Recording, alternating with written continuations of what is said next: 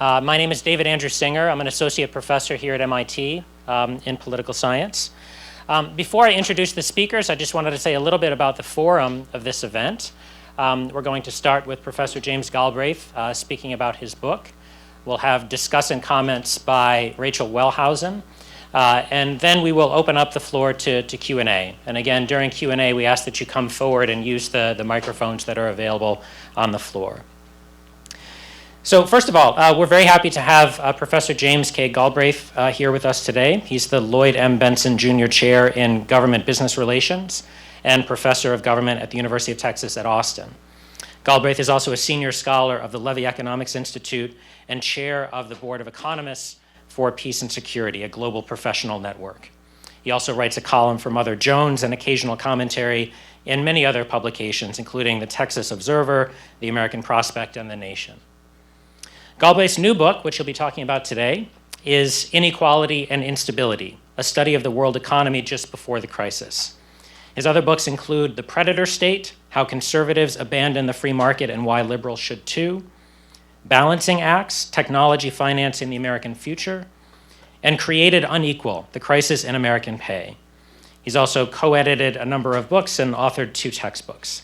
So we're very pleased to have him today. We're going to ask him to speak for approximately 20 minutes, and then we'll move to discussion and Q&A. Thanks.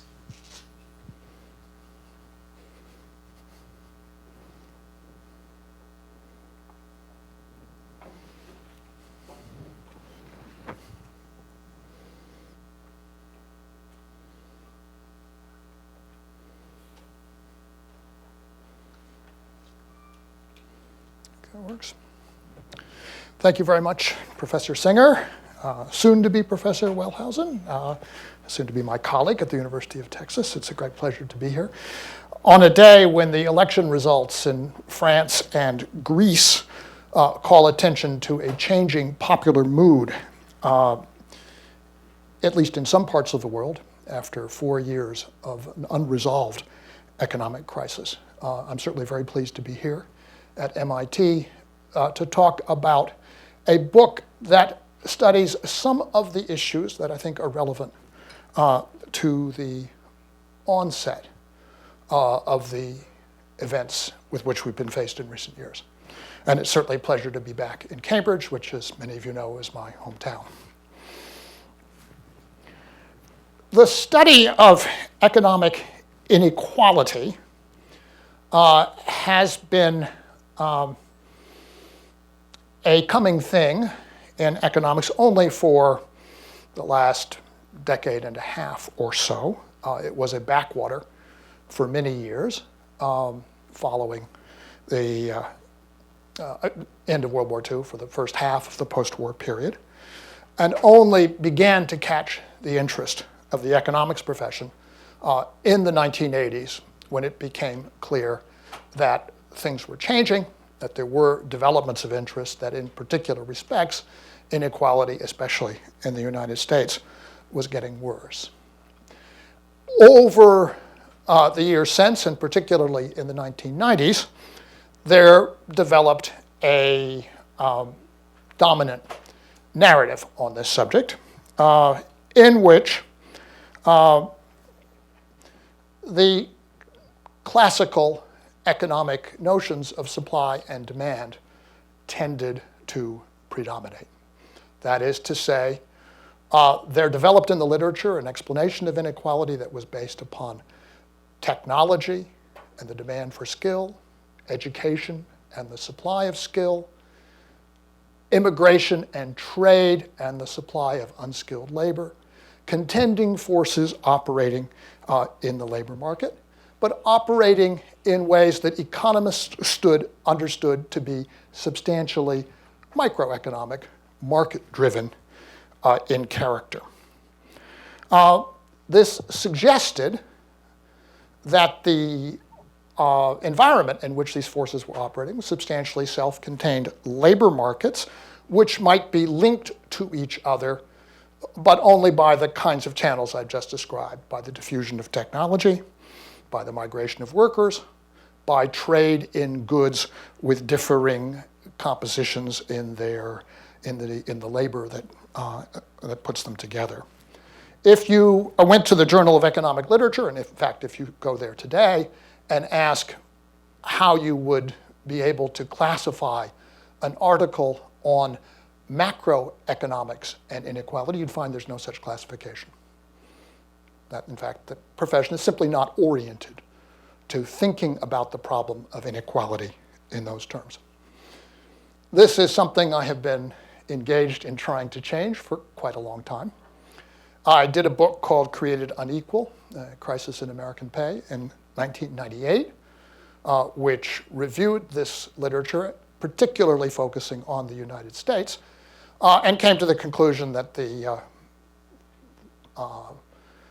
narrative framework was not adequate to describe what was actually happening, and that one needed to have a much clearer picture of how inequality, movement of inequality, fit into the ongoing evolution of economic conditions. This book, Inequality and Instability, extends that work to the world at large.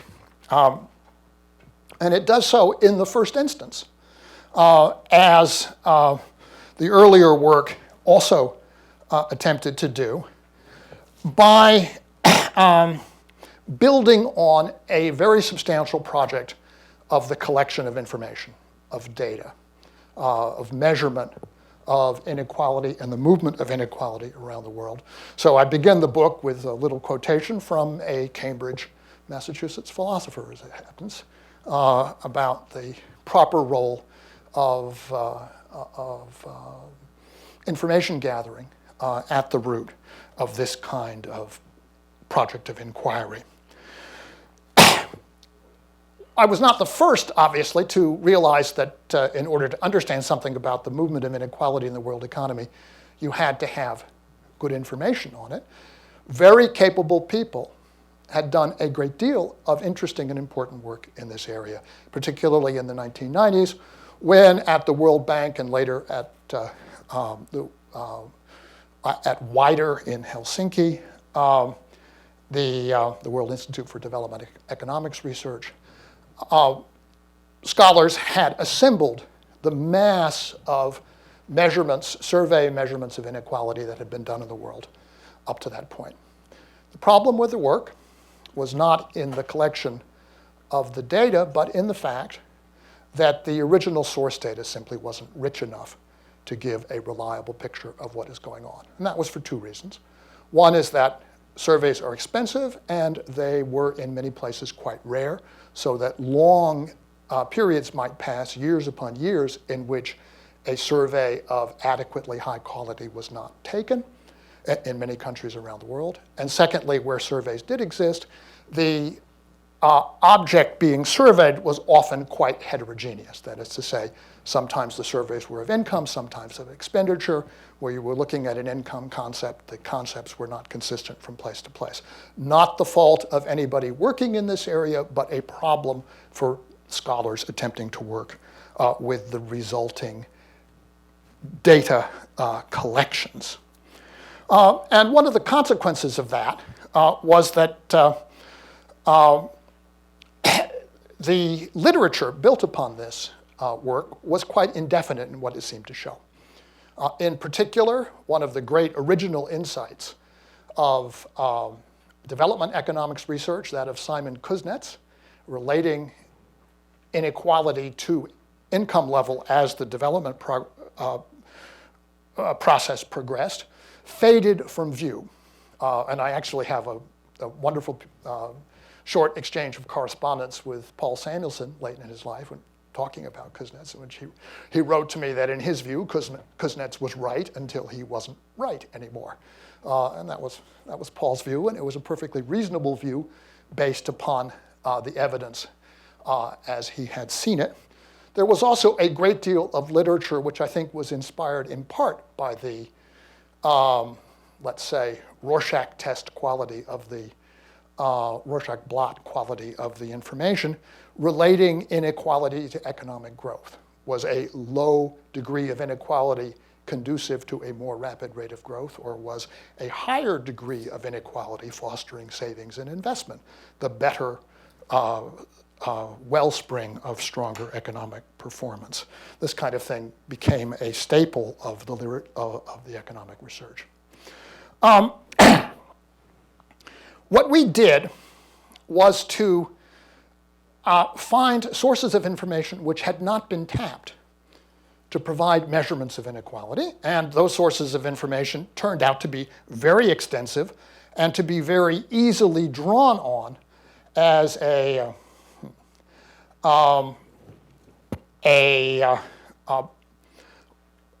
body of, let's say, source data from which measures of inequality can be calculated. I won't go into the technical details here. They're readily available, and I can certainly explain them if anybody is asking. However, I will just talk very briefly about what we found at the world level and then a little bit at the national level. At the world level, it turns out that this work, my work, strongly validates Simon Kuznets's core insights, which is that the driving force behind economic inequality is intersectoral transitions in the process of economic development and change, and in particular, the changing patterns of industrial development, changing patterns of the role of finance. Here is a stylization of that argument, which holds, as Kuznets did, that if you are in the initial phases of economic development, that is to say, moving from an agriculture to industry, inequality is likely to rise as income rises because you have the differential between the city and the countryside, between the factory and the farm. That differential tends to moderate and decline in the process of industrialization as it deepens because the agricultural sector becomes less significant in the economy and because you have ongoing processes of the growth of democracy, unionization, social democracy in the process of urbanization and development. And that story still seems to be substantially true. But we also found that for the very richest countries, of which the United States is a prominent example, countries which are supplying advanced technological goods and financial services to the world economy, a period of strong economic growth raises the income levels at the top. And so you have a relationship in which, as income continues to grow rapidly, inequality actually gets more extreme in countries like the United States. And to put in a nutshell, in a very stylized fashion, the argument that I make in the opening part of this book, in the 1980s and in the 1990s, one had broadly the following phenomenon. At the low end of this scale in China, income was growing rapidly, inequality was growing rapidly. At the high end of the scale at various times, we had strong growth of income, particularly in the US in the late 1990s, as a result of the credit and equity-driven boom in finance. Income inequality grew rapidly. But for much of the world, because of the debt crises, because of the stress of high resource costs and low commodity prices for those who were exporters, things went backwards. And if the model is correct, you would expect inequality to rise there as well. And that's what our evidence shows. So you have a kind of a bit too simple, but still an explanation for rising inequality under these conditions in the entire world. A second point is that this curve is not necessarily stable. It does, in fact, shift, and the shift has a common pattern in the world economy. And we can extract that pattern from the data set, from the information we have, in a very simple way. That is, if you look, this is from something called a two-way fixed effects model of a panel data set using the time effects as a time series to show the common pattern of the movement of inequality in the world economy over the period from the early 60s to the early 2000s. And what you can see is that there is initially a fairly stable period, comes to an end in 1971, a short period of declining inequality between 1971 and 1980, which coincides with commodities boom and a debt-driven expansion in some parts of the world. and then a turnaround and a massive worldwide increase in economic inequality that peaks in 2000. Right? This is the period that George Soros refers to as the super bubble, and I would also call it a super crisis for much of the poorer population of the world. It's interesting that this measure of inequality coincides almost exactly with an entirely separate set of measures, which are Branko Milanović's so-called Concept 1, inequality measured between countries on an unweighted basis. And it's also the same pattern that you find if you take the profit share in the OECD countries. They all have the same turning point and the same pattern of increase from 1980 to 2000. So this suggests that the movement of inequality is not something which is idiosyncratic, dependent upon the policies of individual countries, except in some cases where countries truly did isolate themselves from the world, but rather part of a common global process which was, I suggest, driven mainly by changes in the financial regime. That is to say, from early 60s to 1971, you're under Bretton Woods. After that, you're essentially in a credit boom, and then you are in a massive credit bust, which rolls around the world, Latin America, then to Central Europe, Soviet Union, former Soviet Union, and finally to Asia in the 1990s. And that is a massive period of rising inequality, which again, as I say, peaks so far as we can tell in 2000. I do have data on what happens over the period from 2000 up to nearly the present in the United States, and what we find is that there is a kind of sawtooth pattern in the US after that. I'll come back to that momentarily. The ability to measure inequality in a lot of different countries in a fairly thoroughgoing way, inequality of incomes, inequality of pay and wage structures, depending upon what your data source may be, enabled me and my mostly student associates who did a great deal of this work to do a study of a number of important economic relationships and to call into question, in certain ways, some other aspects of the economic orthodoxies of the time. One of which, as I think everybody knows, particularly Europeans, has been the claim that the United States holds an advantage in employment over Europe because we have more flexible labor markets, and the claim that Europe suffers from chronically high unemployment because of its commitment to egalitarian wage structures. That is a proposition that depends entirely upon the frame within which you are making the comparison. It turns out, however, that the data do not support it at all.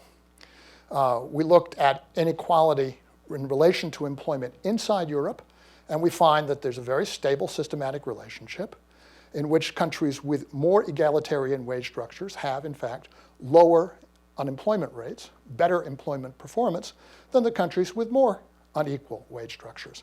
And there's very good, I think, reasons, even in conventional economic theory, why one might expect that to be true. People who are in unequal situations tend to leave the bad jobs to look for the good jobs, and they're unemployed in the meantime. And it's also true, this is the insight behind the Scandinavian model, that countries which have maintained reasonably compressed wage structures tend to attract better industries. And so their productivity and their income levels rise over time. It's also, however, not true, as has been often claimed, that the wage structure in the United States is radically more unequal than it is in Europe. And the reason that finding comes into question is that those measurements have always overlooked, for Europe, the differences that exist between countries, which are very large. If you treat Europe as a single unified continent, the way a multinational investor would, or a portfolio investor would, you find that the inequalities that exist between Poland and Germany, or between, let's say, Norway and Spain, are very, very substantial. And when you calculate those into the mix, they're actually larger than those that exist in the United States. So again, the ability to look at this problem with fresh eyes and with fresh information sets of various kinds gives us the capacity to say, I think, some very interesting things about the world. Coming back to the United States, and I know my colleagues are political scientists, I want to just say very briefly some things about the relationship between inequality and political outcomes. Here, I'm conscious that we're sort of moving into a territory which has about which a great deal has been written, but it still seemed to us to be interesting to look at, in particular, inequality in American states and whether there was any systematic relationship with political outcomes. And we found the following things, which I think are certainly worthy of reflection. One is it does appear to be quite systematic that American states which have higher degrees of income inequality have lower voter turnouts. Not a surprising finding. You might expect that in that situation, the rich would be more anxious to suppress the votes of the poor. And if you live in the American South, as I do, it's not exactly out of line with historical experience. We also find, and more interesting, perhaps more subtle and maybe more debatable proposition, that we're able to at least maybe cast some light on a very interesting paradox in the political science literature, namely the finding that while rich people tend to vote Republican, rich states tend to vote Democratic, the so-called Gelman Paradox. And one of the things that we're able to do is to ask whether we could explain the relationship that Gelman and his associates found on that. And it does turn out that if you measure inequality in a spatial sense, looking at where people live, not just the differences of income, but how they are located across states, states where the rich and the poor are more spatially separated tend to have less of a relationship between income and voting patterns than others. So that's, again, an interesting phenomenon where the inequality measurements appear to cast some light on some interesting phenomenon in social science. Here is, by the way of summing up, a little indication of how to understand income inequality measured in tax data in the United States. The inequality measure in this case, which tracks very closely all the standard measures, is taken by measuring inequality across counties. The other line is the log of the NASDAQ stock market index rising to a peak and then an abrupt fall after 2000. And you can see that the inequality measure and the stock market measure follow each other very precisely. Not only do they peak at the same time, they also rise and fall by the same proportionate amounts. For a very obvious reason, inequality in the United States, measured by tax data, is strongly reflective of the incomes of those at the highest part of the income spectrum, and those incomes tend to be heavily dominated by stock options realizations, capital gains, and incomes paid to company executives out of the proceeds of IPOs in this period. And so you're looking at essentially two measures of exactly the same phenomenon. And you can verify this, and I can't unfortunately show it on this computer, but if you take out just a handful of counties, if you take out just New York County, New York State, the measure of inequality rises considerably less. If you take out just 5 counties, New York, plus 3 in Northern California, Silicon Valley, San Francisco, Santa Clara, and San Mateo, plus King County, Washington, Seattle, about half of the increase in inequality in the 1990s actually just goes away. So you're looking at something which in the United States represents incomes that were extraordinarily spatially concentrated for the obvious reason that the companies that were achieving the highest income gains for their executives were either the banks doing the financing or the Silicon Valley tech firms that were receiving the money. And if one updates the same analysis, here I will just skip over that, to the late 2000s, this is a map that's just been produced that shows the movement of inequality across, or the contribution of individual counties to inequality in the United States, you can see that once again, of course, the financial center in the late 2000s extraordinarily important, but now there are hot spots, important centers of high incomes in South Florida and Southern California, in other places which are clearly reflective of the housing boom and of the lending against housing, which was, of course, the source of the debacle that led to the meltdown in 2007, 2008. So what I would say, just by way of conclusion, is that the work that I've done in this book, I think tells us that inequality and economic instability are essentially two sides of the same phenomenon. That when you see one, you're seeing a representation of the other. And that this is perhaps the single most important reason that I, at least as an economist, can bring to a policy discussion of this issue to suggest it's something that we should be much more concerned about than we have been. Because we're living in a period in which we find that the instability and the consequences of tolerating that sort of instability for very large parts of the population here and around the world are very, very serious indeed, and are likely to lead to political, economic, and social upheaval if we don't deal with them adequately going forward. Thanks very much.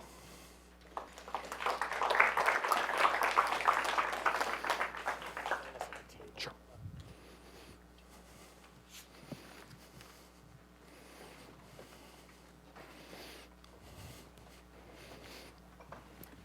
Thank you very much, Professor. Now we're going to switch to discussion comments by Rachel Wellhausen, soon to be Dr. Rachel Wellhausen. She's finishing her PhD here in the Political Science Department at MIT, and she's a specialist in international political economy in all of its facets, but has special expertise in the relationship between governments and multinational corporations, in particular in Eastern Europe and other emerging markets. So we're going to pass it over to Rachel for comments, and then we'll invite your questions. Let me just say that copies of Professor Galbraith's book will be available for purchase outside after the forum. So Rachel, please. Great. Thank you so much, and thank you so much for the very interesting presentation. And the book just has so much in it. It's very rich and grappling with so many different questions. I would highly recommend it. I thought maybe I'd start by just praising you and saying thank you for the data collection effort that you put together, not only collecting the data, but applying a relatively straightforward metric to find entirely new sources of inequality measures that are useful in all kinds of research agendas. And what's particularly important about using geographic variables to calculate inequality it allows us to identify the important role that geography and place can have in identifying what we even mean by the concept of inequality, in addition to understanding what inequality might mean for outcomes of interest. Assembling all of this data also allows for very good retellings of economic histories. In the book, you find a summary of Cuba's economic history, Argentina and Brazil, with very interesting ways to relate the not only economic growth, but the relative movement of different groups in society via these measures of relative wages across sectors and geographic regions. And with this data, again, it's just a new way to approach what might be a topic that you think you already had some thoughts about. So the data, the kind of main application in the book is to use these data to trace inequality since the 1980s in countries around the world. And there's this consistent and strong correlation between measures of economic inequality and measures of financialization. And by financialization, I mean this relative growth of the financial sector, relative growth of sectors that use, say, venture capital, so sectors that are directly benefited by the financial sector, like high tech, and then these stock market measures. And so with this evidence, with this correlation in hand, the book takes on three huge topics at once. This idea of financialization, the idea of inequality and economic instability. And the way I parsed it, at least, was that the argument really is that financialization is making up the largest share of inequality. And it is through in this way that inequality is leading to crisis. If we could draw a kind of diagram, it would be that financialization is pointing to inequality, which is pointing to crisis. Although in the text, sometimes these factors kind of melt into each other. So to make this argument that there exists this chain, we need to do two things, I think. First, we need to know that financialization does indeed make up a very important part of what we know of inequality. And I'll give a few comments, concerns I have on this point. And then secondly, we need to know that inequality in and of itself has some kind of direct effect on crisis and instability. That is, why add inequality to this chain? Why not focus on financial sector issues and then that directly lead into crisis? So I'll give a few comments on this point, but then kind of highlight all of the other research questions to which these data are applicable. So is financialization really key to inequality? Is that key to the movements in inequality over time, especially in recent decades? Well, academic literatures provide a set of determinants that are linked to inequality and are causally linked to inequality. And I don't see these considered in the book necessarily. For example, the size of the public sector in a country, or unemployment, inherited wealth, the partisan balance of power, unionization, redistributive and welfare policies. All of these kinds of factors that could be operating on a state level or a local level, or an individual level, or even a regional level, all kinds of different levels. There are lots of factors out there that really can go to help explain the existence of inequality and changes in inequality. And in the book, the assertion is made that, quote, common and financial factors explain a very large share, practically everything that can be explained, end quote, about inequality. But my concern is that without addressing these other determinants in the analyses, we just can't convincingly cut out the role of local or state level policies in determining these changes that have happened over time, or the possibility that macroeconomic phenomena might be operating through local and state level policies. Without going into too much detail, the idea of a worldwide relationship between financialization and inequality is a little tricky because of the statistical methods used in the book. While the hypothesis indeed seems plausible, again, without considering these other factors, I'm not sufficiently convinced that all of the other explanations for inequality aren't playing a role as well. So by mentioning inequality in the context of financialization and crisis, we're providing a very important service, I think, to the economics discipline and to the kind of public sphere to emphasize inequality as a light post that one should pay attention to and as a potential indicator to pay attention to if we're thinking about financial crisis, what might be happening in the future. And I'd really like to see how well inequality how useful inequality is as a predictor or a lamppost in other historical periods or in other locations in the world. But I would kind of challenge that maybe we need not insert inequality into this chain from financialization to crisis. If we leave out inequality, I think we can tell a narrative about how the recent, we and many commentators have told narratives about how the recent financial crisis came to be and other crises throughout history. What adding inequality to the story does do is again provide this kind of beacon that allows us to pay attention to a distributional measure in society that would be linked to what might be otherwise difficult to see economic outcomes.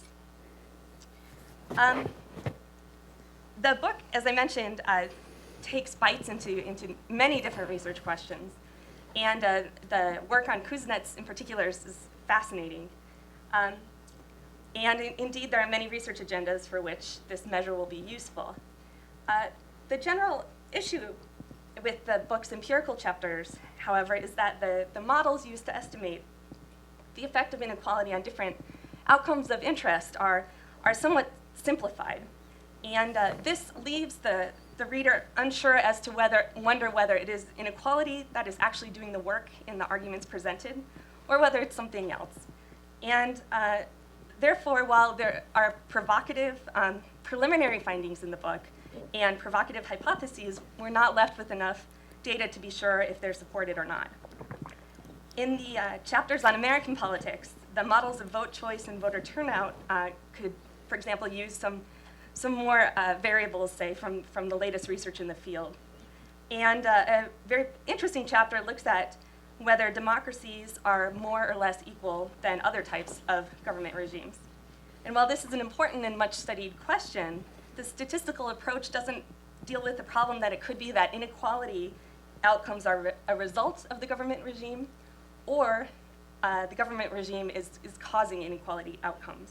So without this kind of sorting out which way the arrows are going, if you will, then we're really unable to kind of find a convincing story from these analyses.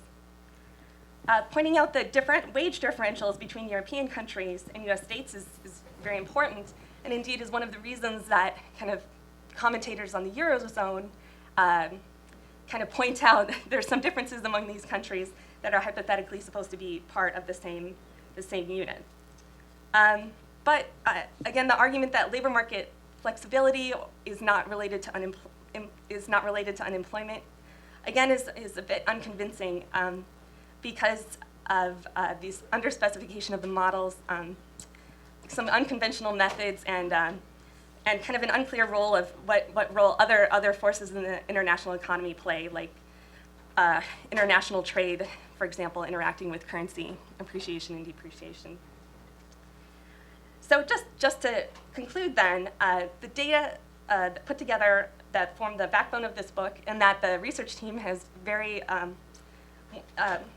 wonderfully made available online are very important and really will make a major contribution in encouraging more researchers to consider the role of inequality in their questions and to actually measure it. And so this means fewer problems of too few variables for all the rest of us trying to do analyses in political science and economics. So while the book itself in some of its analyses faces these problems of doing not quite enough to really put the meat on the bones of the answer, if you will, it's really providing a service to the rest of the field that's just fantastic. And pursuing this link between inequality and instability over longer time periods, in fuller model specifications, and with regard to more kinds of instances of financial crisis in history, may indeed really shed important light on what exactly it is that inequality can add to our understanding of financialization and crisis. Great. Thank you very much, Rachel. Professor, would you like to respond to anything that she said? There are a couple of points on which I could say a few words. One of them concerns, well, I guess there are three issues. One is simplification.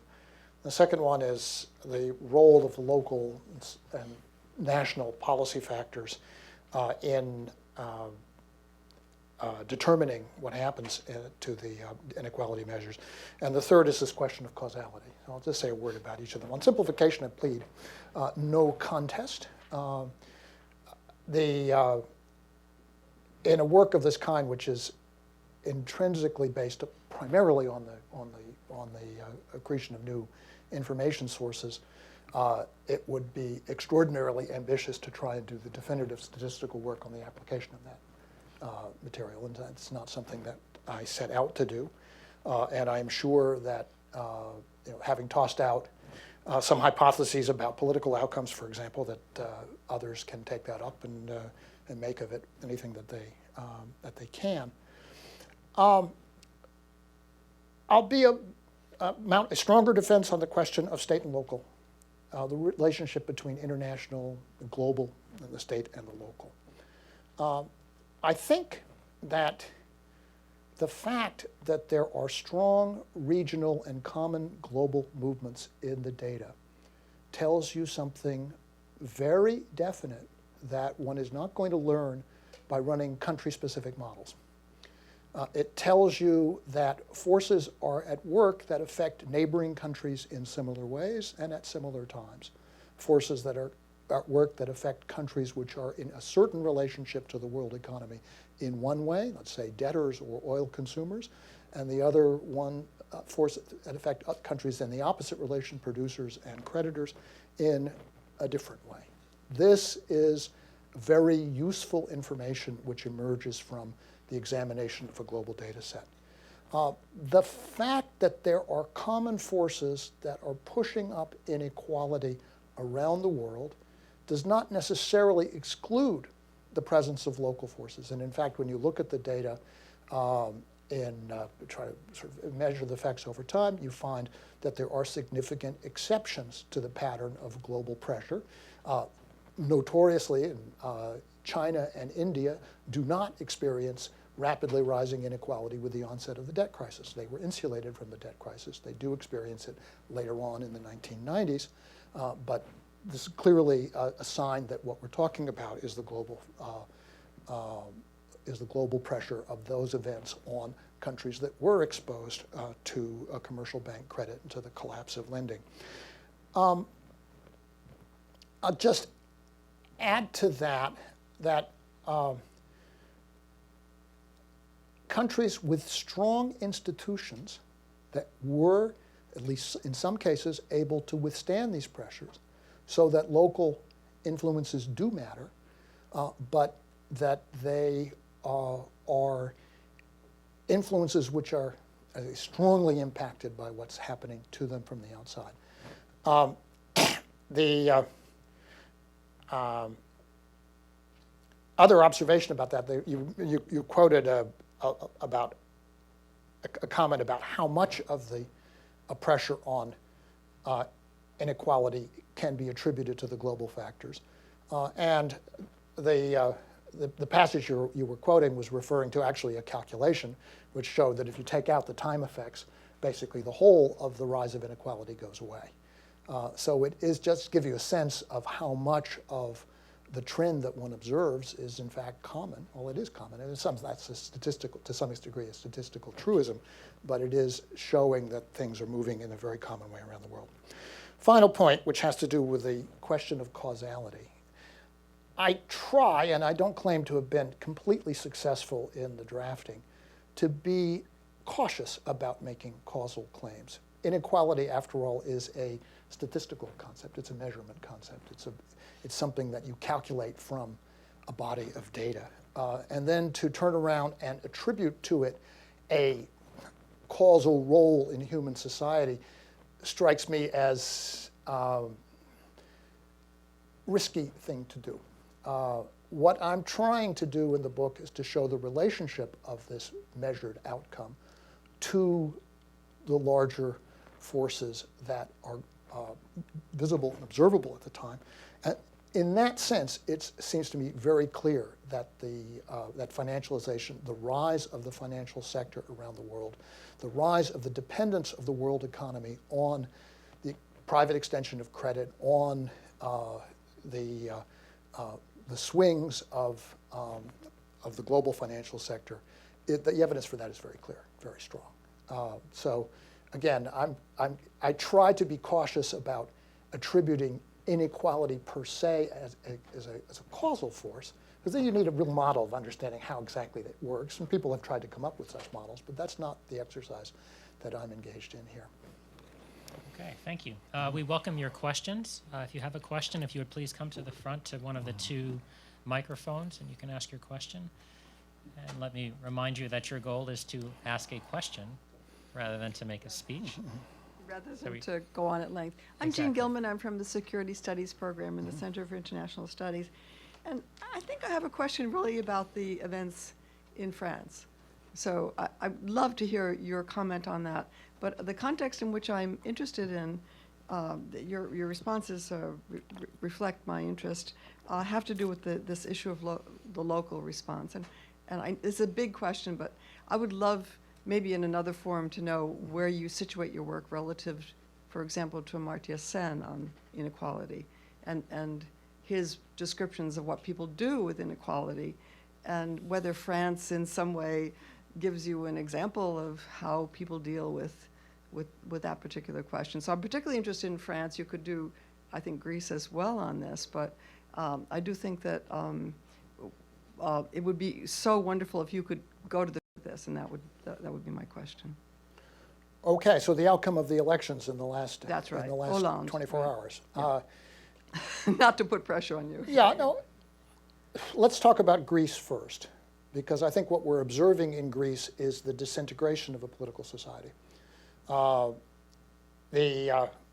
Greece is a country which is being steadily destroyed. It did not have strong social institutions before, and it was patched together by a number of expedients after the end of the colonel's rule in the early 1970s. But what it had is being taken apart systematically. I was in Athens in October, and you get told by people, if you go to the public hospitals, you'll leave in a box. It's a situation in which weak institutions are stressed by budget cuts to an extreme degree, and they're practically, so far as people there observe them, no longer functioning. This is a very serious situation because it's a travesty for the promise of Europe. It is saying that essentially that the European system does not care enough, is more intent upon preserving the political coalition in Germany than it is in the human consequences of what's going on in Greece and some other of the peripheral countries as well. That, I think, is the outcome of the election, shows that. The established parties, the coalition parties, were reduced to the point where Mr. Sampras of New Democracy said today that he cannot form a government and passed the baton to the head of one of the new rising left parties, who probably will not be able to form a government either, so then we'll see what happens. In France, obviously a society which is still much more coherent and has also, as the Greeks do, a strong tradition of political discourse and resistance. I think you have a repudiation of a government that was too complacent in its willingness to go along with to be part of let's say, a European leadership whose focus was very heavily on stabilizing its banking system at the expense of everything else. And that we'll see. I don't think that Francois Hollande has extraordinary running room, or that necessarily he would take it even if he does. But he is now in the position where he is, I think, basically expected to start raising questions about the strategy. And he will now become the principal partner of Angela Merkel in deciding what the European policy is going to be. And this is going to be a very interesting problem for Mrs. Merkel. She's not had the same kind of challenge that he might be able to give her. And that it's clear at least parts of the European electorate are expecting him to. The French electorate, but also you think about what's happened in Holland, where the government fell over this issue just recently. So things are moving, things are changing, and I think it's quite, it's interesting, it's potentially exciting. Still, one has not to be too carried away because the possibilities are not that great. Good. Thank you. Yeah. Thanks. I guess my question in a way builds on that question and on a couple of comments that each of you made. And it has to do with the extent to which there are countries, nations, states that have not been have not experienced the same degree of impact of inequality. And the obvious, people always think of Sweden or Denmark, or on one of your graphs, Denmark appears as being relatively equal. So again, what are the opportunities for countries that may have some growth and may prosper to a degree, but are still able to mitigate the impacts of financialization with a variety of policies, which is what's being contested now politically in Greece and France. Is there there is no alternative, Tina, or is there an alternative? And basically, is there a link between is there a way to have political equality in the face of the pressures for income inequality? It seems like in the United States we have both. We have tremendous income inequality and very little access to the political system for people who don't have money. And so it's an acceleration, intensification of the inequality processes. But are there countries where political equality is maintained and people make choices about how much inequality to allow? So I'm sort of the correlation between political inequality and income inequality. Yeah. Well, the correlation of the relationship is very direct and was expressed in my favorite sentence in The Wealth of Nations is perhaps the shortest sentence in the book. Adam Smith writes, "Wealth is power, as Mr. Hobbes says," which I always love. It's a casual reference. But is it possible to have a public politics that isn't run out of the pockets of the financial sector? I think the answer to that is yes, it's possible. You have to have institutions. There's an old Galbraithian term called countervailing power that provide countervailing power. Trade unions historically, the public sector, the scientific and engineering community, all need to play a stronger and stabilizing role. You can have, or at least up till now, it has been possible for 20 years or so to have episodes of strong economic growth driven by banks and by the financial markets generally, but they always end badly. And the last one ended especially badly because it was fundamentally run on a deeply corrupt basis. It was fundamentally run on the basis of mortgages that the issuers knew would not be repaid, would have to be renegotiated, or would default. And they have, of course, been defaulting massively, and people are being foreclosed on massively. And you see a very long period before we work our way out of that, if indeed ever we do. The small countries of Northern Europe are, I think, they're plausible examples, although Sweden has experienced rising inequality in recent years. They are also small, and so one has to be careful about using them too extensively as models for the United States, and I try to be restrained about that. A country which is much larger, which has been moving toward, deepening its democracy over time, and reducing poverty and inequality is Brazil. We can see that very clearly over the last 12 years now, through 3 presidential administrations. And I think that's a very promising sign that if one is persistent and gradual and you develop stronger education, healthcare, housing, that you can have both social progress and political progress. Argentina also has not done too badly since the crisis, though it's not as strong a case as Brazil. So I think that the answer to your question is yes, there are ways to do this, but one has to be prepared to implement them, let's say, persistently over time, because institution building takes a long time. Institution destruction can be done quite quickly. Sir. Hi, I'm not an economist, I'm an engineer, and my question will reveal my economic ignorance. I should just tell you that I Don't rub it in. I came heavily because I enjoy your interviews on NPR. What are you using, what are the measures of inequality that you're using and the measure of instability? The measure of inequality it's calculated from grouped data. And the advantage is that group data are very readily, widely available. And so, I mean, technically it's the between groups component of Tiles T statistic. So with a hierarchical data set, a data set that is chopped up into consistent groups, you can make a very easy calculation of the dispersion between groups.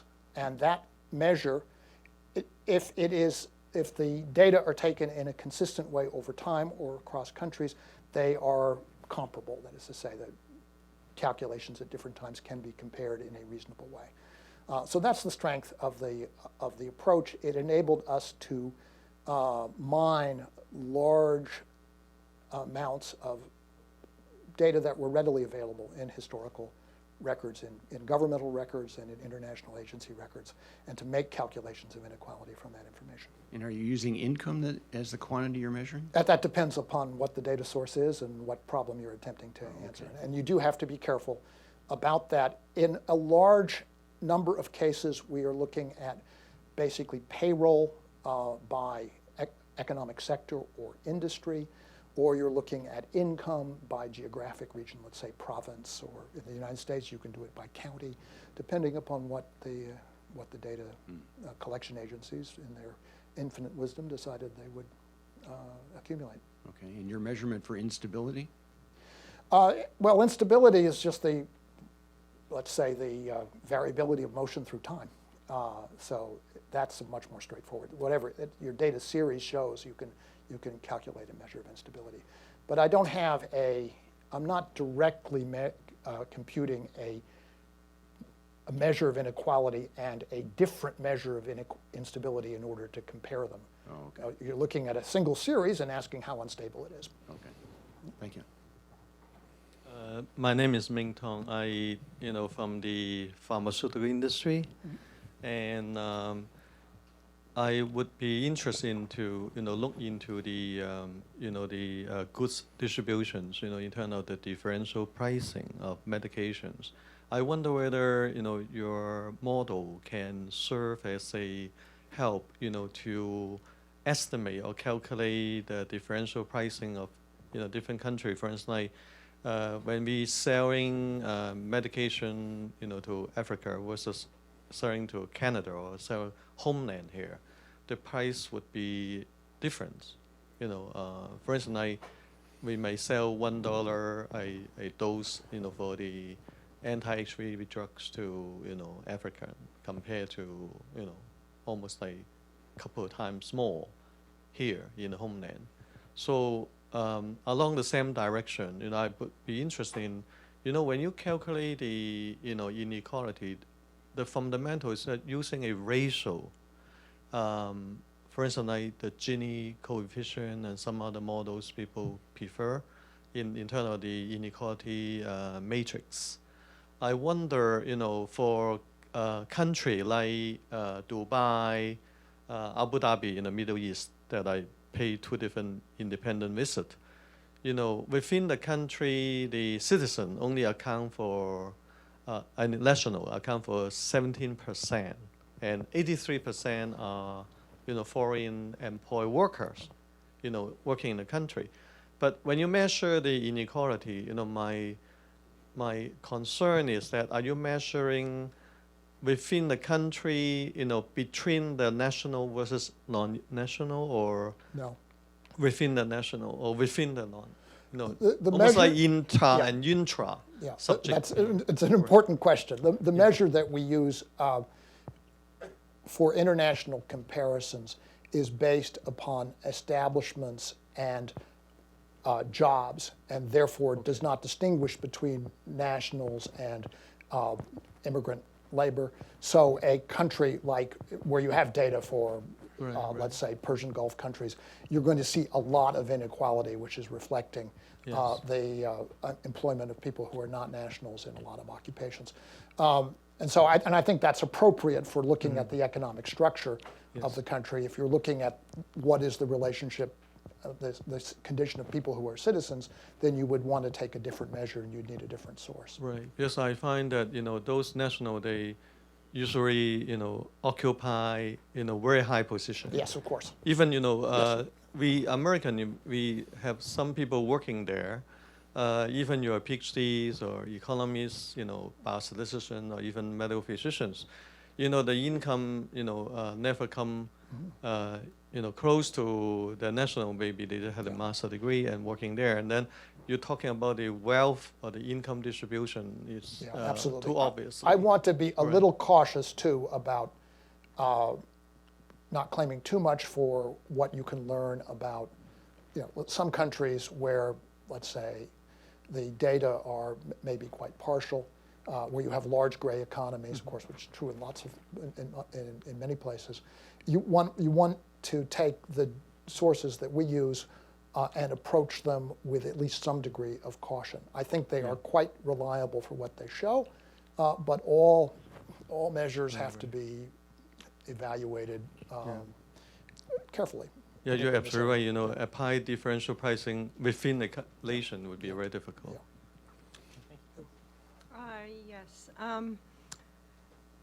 My question is, what about the Occupy movement? There is enormous inequality, and people are responding to it, not within, I would say, when you said like lower voting things, I would say the way that they're approaching the political system is out of the two-party system, but it's not in a non-political way. And it's also designed to affect the outcome. What I mean is the income inequality. It's not there to, I mean, I think that's its primary reason. It's not there, it links issues, but I think that's its primary issue. So while I'm an observer of Europe, I'd like you to comment on that. Because Well, that seemed the most, the next generation of rulers, and whatchamacallit, and their need to take back the system. Well, the book is not written as a comment on the Occupy movement. However, if you look at the back cover, you'll just notice that the author's photo was taken in Zuccotti Park. Oh. I mean, I do think that we have to face the fact that we have suffered a fundamental failure of our basic institutions. And we are going to be dealing with that for much longer than the economists amongst us, particularly the business forecasters, predicted. You look back on 2009, the standard projection was that we would be near full employment by now, that we would be dealing with an entirely different set of problems. And that was based upon the habit of the post-war period, the habitual thinking, the habitual behavior of the economy, and the notion that nothing fundamental had happened. When it was clear that if you looked at what, if you just stepped outside of the forecasting frame and looked at the world, that something really dreadful had happened, that we had allowed the financial sector to fly completely out of control and to discredit itself in the world, while at the same time it bankrupted, rendered insolvent a very large part of the American middle class. And these things are not things which are going to be repaired quickly. I moved to Texas 25 years ago in the middle of a big slump. It took 7 years for that regional slump to clear, and we're talking about something much larger now without the rest of the world to pull us out.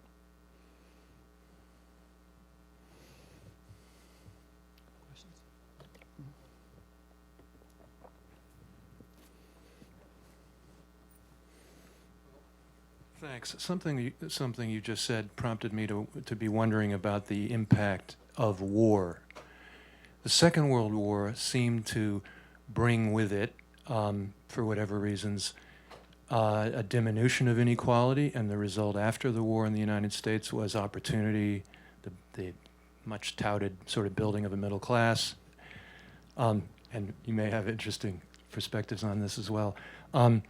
More recently, after the Clinton years, when there seemed to be a slight decline in income inequality, finally, after I don't know how many years, and a budget surplus that we now hear a fair amount about, then there was the launching of the invasion of Iraq by the Bush administration, and huge amounts of money spent on this illegal, to my mind, and wrong war. And the question then arises, is it just coincidence whether war is good or bad for inequality, or what is it that was the most recent war part of the story of the recent intensification of inequality, or is it sort of incidental to it?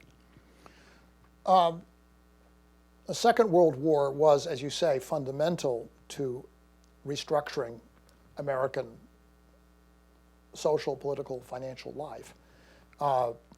It created a world in which the American middle class had financial reserves, which they did not have in the 1930s. From the 1940s onward, they did, and that was in part because they had earned twice as much as they spent during the war. And so they had the foundation for developing the middle class society that came afterwards.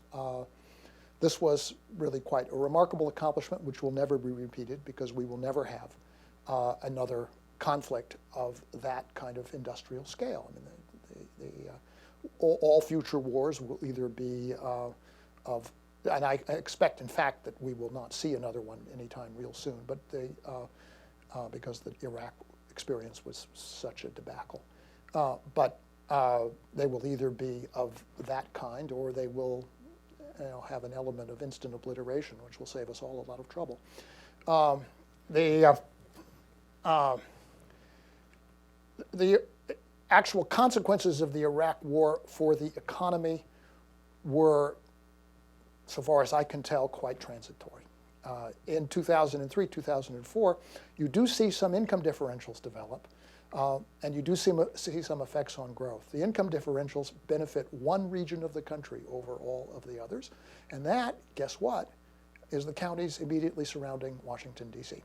Right? So you're looking at the effect of government spending. This is quite ironic for a conservative Republican administration, but they were certainly improving the real estate values of one of the densest nest of Democrats in the country.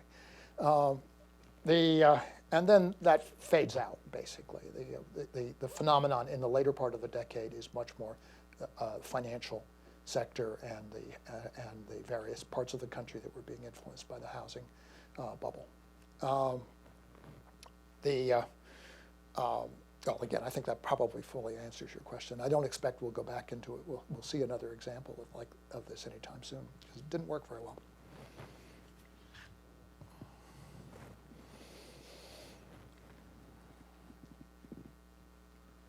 Hi, my name is Bernd. I'm an MIT student, and I'm actually from Norway. Mm-hmm. So my point or my question is just, I'm very interested to hear your opinion if you believe that the Scandinavian countries can remain in that position that they are in the years to come. Can they actually keep their position in the world where we regard them as equal societies? Thank you. Well, there's nothing like having both the Scandinavian social system and a large pool of offshore oil. I fully congratulate you on that. When Governor Perry was momentarily attracting national attention, I'm afraid I got a number of unsolicited calls from the press asking about the Texas economic miracle. And I likewise said that I recommended to all states holding presidential primaries that they develop large pools of oil at a good price. Natural gas, too, is very good. Can the Scandinavian countries hold on to their institutions if they're determined to? I think that's a choice that they will make or not make. And it's not entirely clear to me, given particularly some recent developments, and I think in Sweden notably, whether the political systems of those countries will in fact choose to hold on to the gains and the very interesting institutions of the social democratic era.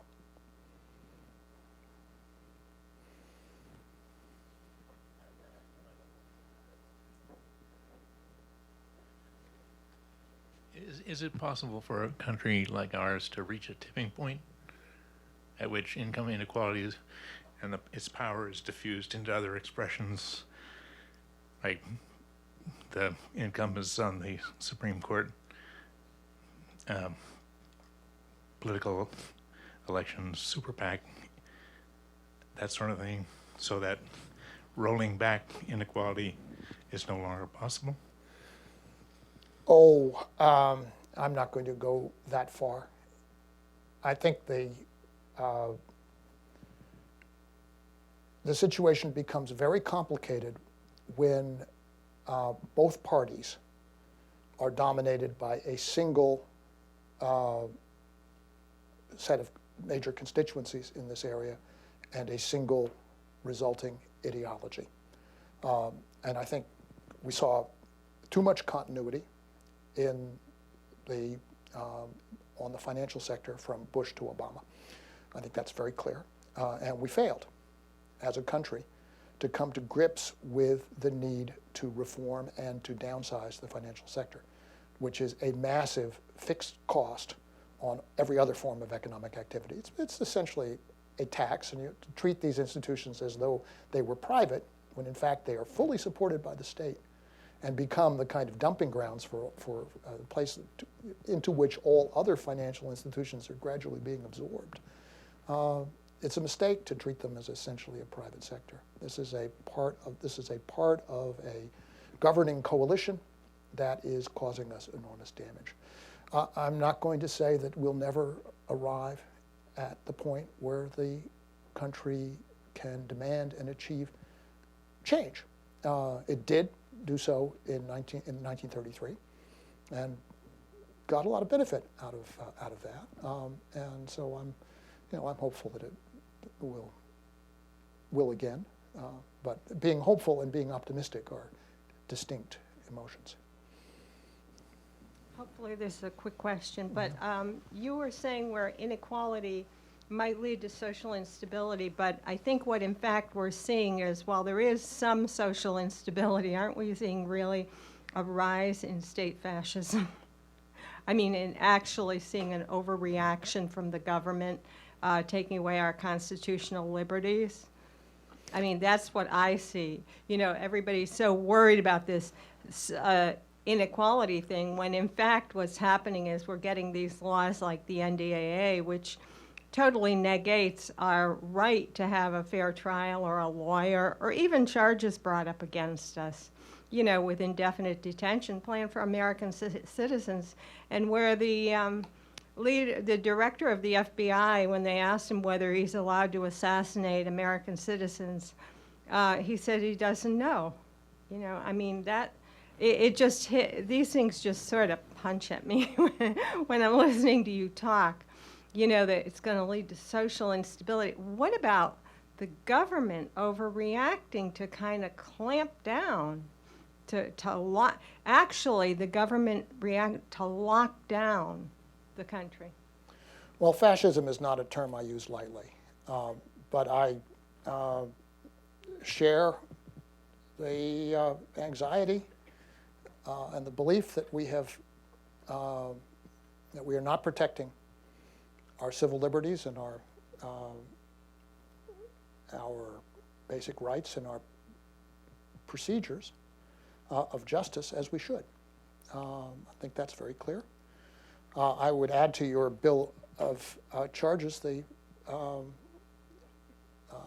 let's say, forgiveness of torture strikes me as an inexcusable thing.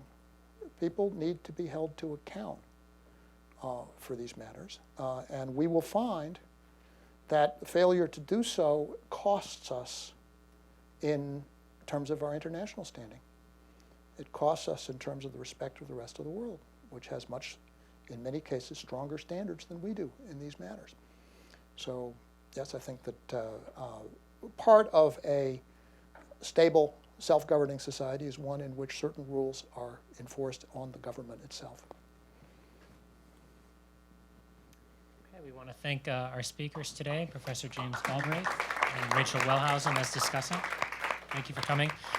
Books are available outside for purchase, and I think if you're nice to Professor Galbraith, he'll probably sign one for you. I'll sign them even if you're not nice. Okay, thank you.